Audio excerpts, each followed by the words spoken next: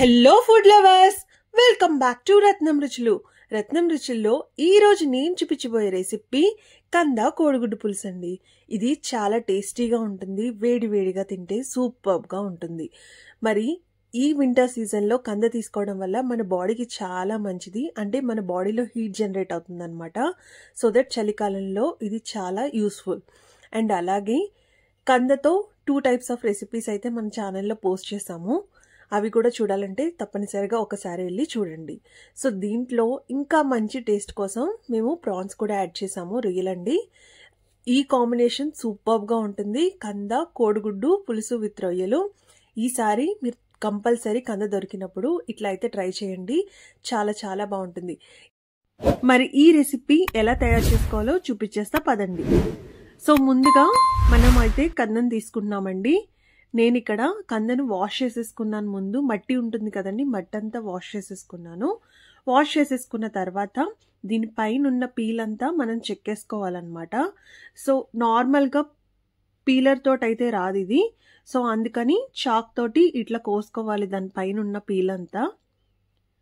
So కంద కూడా చాలా దురదగా ఉంటుంది అనమాట అది పట్టుకున్నప్పుడు కూడా. సో ముందుగా మనం కందను కట్ చేసినప్పుడు చేతికైతే ఇట్లా ఆయిల్ రాసేసుకోవాలండి. సో ఇట్లా చేతికి ఆయిల్ రాసుకుని, మనం యూజ్ చేసుకునే ఆయిల్ రాసేసుకుని కందను కట్ చేసుకోవాలి. సో ఇట్లా కందను ముక్కలుగా కట్ చేసుకోవాలి. మనం ఈ పులుసులో కొంచెం పెద్ద సైజు ముక్కలే యాడ్ చేస్తామన్నమాట. సో పెద్ద సైజు ముక్కలు యాడ్ చేసుకోవడం వల్ల మనకి మధ్య మధ్యలో తగులుతూ చాలా టేస్టీగా ఉంటుంది. ఈ సైజు ముక్కలు సరిపోతాయి. ఇప్పుడు ఇవి ఫస్ట్ మనం బాయిల్ చేసుకోవాలి. దానికోసం ఒక గిన్నె పెట్టేసుకుని స్టవ్ ఆన్ చేసుకున్నానండి. ఆన్ చేసుకుని కంద ముక్కలు యాడ్ చేసేసుకున్నాను. యాడ్ చేసేసుకున్న తర్వాత ఇవి కొంచెం బాయిల్ అవుతున్నాయి కదండి, ఈ స్టేజ్లో ఉన్నప్పుడు పసుపు యాడ్ చేసుకున్నాను. పసుపుతో పాటు అలాగే కొంచెం సాల్ట్ కూడా యాడ్ చేసుకున్నాను. సో కంద అనేది ముందుగా ఉడికించుకోవాలి ఎప్పుడు కూడా. అండ్ ఈ కర్రీకు 70% కుక్ అయితే సరిపోతుందండి, రిమైనింగ్ 30% కూడా మనకి కర్రీలో ఉడుకుతుంది. ఒకసారి చెక్ చేసేద్దాం. చూసారా, ఉడికిపోయింది 70%. ఇప్పుడు ఇది మనం స్ట్రైనర్లోకి తీసుకొని స్ట్రెయిన్ చేసేసుకోవడమే. సో ఇలా స్ట్రెయిన్ చేసేసుకున్న తర్వాత దీనిపై నుంచి మనం కొంచెం కోల్డ్ వాటర్ అయితే వేసుకుంటాము. సో వేసుకుని పక్కన పెట్టేసుకుందాము, ఈలోపు ఇది చల్లగా అవుతుంది. ఇప్పుడు కర్రీ ప్రిపరేషన్కు ఒక ప్యాన్ పెట్టేసుకుని దాంట్లో నేను ఇక్కడ 3 tablespoons of oil add చేసుకుంటున్నానండి. 3 big tablespoons of oil add చేసుకుంటున్నాను. వేసుకున్న తర్వాత దీంట్లో జీలకర్ర 1 టేబుల్ స్పూన్, అలాగే ఆవాలు 1 టేబుల్ స్పూన్ వేసుకుంటున్నానండి. ఎండుమిర్చి, 1 ఎండుమిర్చి చిన్న చిన్నగా ముక్కలుగా చేసుకుని వేసుకున్నాను. సో ఇవి 3 చక్కగా ఫ్రై అయిన తర్వాత దీంట్లో కొంచెం కరివేపాకు, అలాగే 1 కప్పు ఉల్లిపాయలు వేసుకుంటున్నాను. 1 కప్పు ఉల్లిపాయలు అంటే ఒక 2 ఉల్లిపాయలు సరిపోతాయండి. సో ఉల్లిపాయలు వేసేసుకున్న తర్వాత ఒకసారి మనం మంచిగా ఫ్రై చేసేసుకోవాలి, అంటే ఇవి బ్రౌన్ కలర్ రావాలన్నమాట. ఇది ఒక 2 మినిట్స్ పాటు మనం మగ్గించుకోవాలండి. ఇప్పుడు చింతపండు పులుసు కోసం మనం ఇక్కడ ఆరెంజ్ సైజ్ అంత చింతపండుని తీసుకుంటున్నాము. ఈ కర్రీకు ఈ క్వాంటిటీ చింతపండు తీసుకోవాలి. దాన్ని నేను వేడి నీటిలో అనేది నానబెట్టుకుంటున్నాను. ఒక 5 to 10 మినిట్స్ వరకు పక్కన ఉంచుకుందాము. సో ఆనియన్స్ అయితే ఫ్రై అయిపోయినాయి కదండి. దీంట్లో ఒక 6 to 7 పచ్చిమిర్చి అయితే యాడ్ చేసేసుకుంటున్నాను. అలాగే దీంట్లో 1 టేబుల్ స్పూన్ ఆఫ్ అల్లం వెల్లుల్లి పేస్ట్ యాడ్ చేసుకుంటున్నాను. అల్లం వెల్లుల్లి పేస్ట్ యాడ్ చేసిన తర్వాత ఒకసారి చక్కగా ఫ్రై చేసేసుకోండి. ఇప్పుడు దీంట్లో టమాటో తీసుకున్నాను. టమాటో 1 కప్ ఆనియన్స్, అలాగే 1 కప్ టమాటో తీసుకున్నాను. సో యూజువల్గా అయితే 3 టమాటాలు పడతాయి, చిన్న సైజ్ టమాటోస్.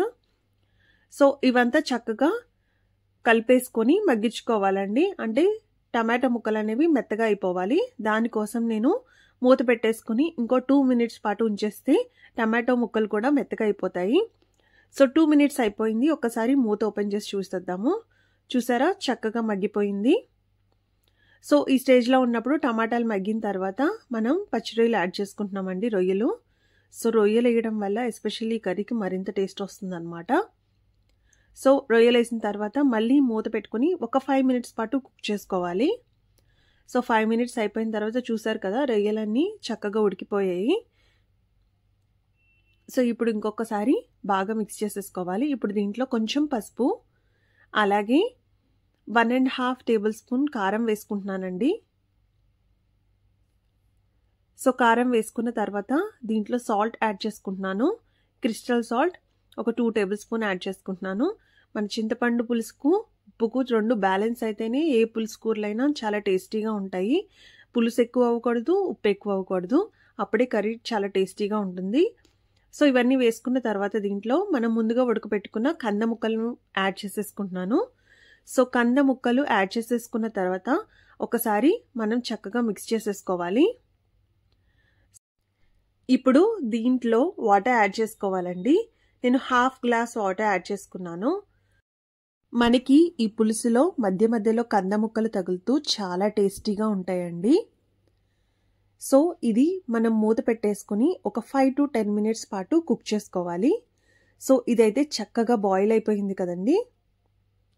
సో ఈ స్టేజ్లో ఉన్నప్పుడు మనమైతే ముందుగా చింతపండు పులుసు చేసుకుని పెట్టుకున్నాం కదా, సో అదైతే దీంట్లో యాడ్ చేసేసుకోవాలి.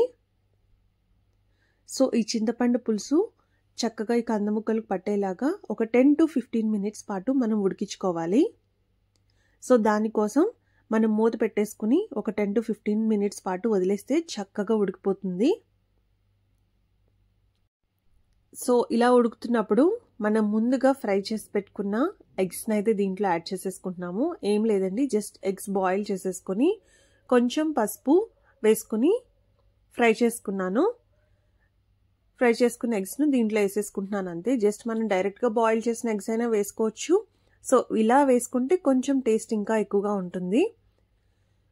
సో ఇలా వేసేసుకుని మళ్ళీ మనం మూత పెట్టేసుకుని ఒక 15 మినిట్స్ పాటు ఉడికించుకుంటే అప్పుడు ఈ పులుసు అంతా దగ్గరికి వచ్చేస్తుంది అనమాట. సో మూత పెట్టుకునే ముందు నేనైతే కొంచెం కొత్తిమీర, కరివేపాకు వేసుకుంటున్నాను. సో ఈ రెసిపీ అయితే కంపల్సరీ ఒక్కసారైనా ట్రై చేయండి, మీకు బాగా నచ్చుతుంది. యూజువల్గా పులుసులు పుల్లగా తినడం ఇష్టం ఉన్న వాళ్ళకైతే మరింతగా నచ్చుతుంది. సో 15-20 మినిట్స్ అయిపోయిన తర్వాత చూసారా పులుసు అంతా దగ్గరికి వచ్చేసింది. సో ఆయిల్ అనేది కూడా పైకి వచ్చేసింది కదండి. అంతే అండి, కంద కోడిగుడ్డు పులుసు రెడీ అయిపోయింది. నేను ఇప్పుడైతే బౌల్లోకి తీసుకుని సర్వ్ చేసేసుకుంటున్నాను. అంతే అండి, ఎంతో ఈజీగా అండ్ టేస్టీగా ప్రిపేర్ చేసుకుని కంద కోడిగుడ్డు పులుసు రెడీ అయిపోయింది. మరి మీరు కూడా ఈ రెసిపీని ట్రై చేసి ఎలా ఉందో కామెంట్ సెక్షన్లో కామెంట్ చేయడం మాత్రం మర్చిపోద్దు. మరి మా రెసిపీస్ కనుక మీకు నచ్చినట్టయితే please do like, share and subscribe to Ratnam Ruchulu. Thanks for watching. Bye. See you in next video.